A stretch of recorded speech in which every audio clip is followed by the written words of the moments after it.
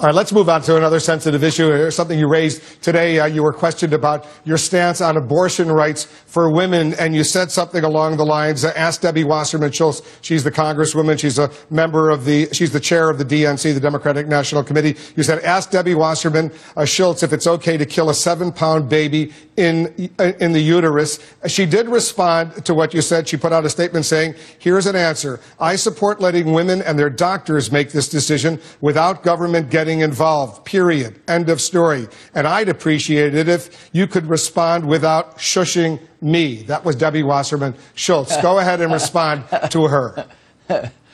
Well, it sounds like her answer is yes, that she's okay with killing a 7-pound baby.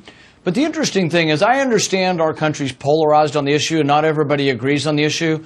But even most of my friends who are pro-choice will tell me they're not okay with 7 and 8 and 9-pound abortions. They're not okay with really end stage when the baby's fully developed. You know, there's a bit of doubt and discussion earlier in pregnancy. But Debbie's position, which I guess is the Democrat Party position, that an abortion all the way up until the day of birth would be fine, I think really most pro-choice people would be a little uncomfortable with that. So I don't know. I really think that she's got some explaining to do. And if that's the position of the party, a lot of pro-choice people are going to be uncomfortable with her position. I want you to explain your position because traditionally libertarians believe the government shouldn't be involved in making these kinds of personal decisions for individuals. So when should a woman have a right to have an abortion? The thing is that there is a role for government in our lives, and the role is basically to prevent violence. And so when a baby is born, you know, I'm a physician, and so I examine babies in the neonatal nursery often. Sometimes these babies are 1 and 2 pounds. They can fit in the palm of my hand. And everybody agrees that that baby that I examine has rights, that no one can injure that baby, and the government has a role to come even into the household if a mother or a dad or a relative is somehow injuring a baby, that the baby has rights. So somehow we have to decide, when does a baby get rights? So a 1-pound baby has rights, but a 7-pound baby in the uterus still, getting ready to be born, or a 9-pound baby would have no rights.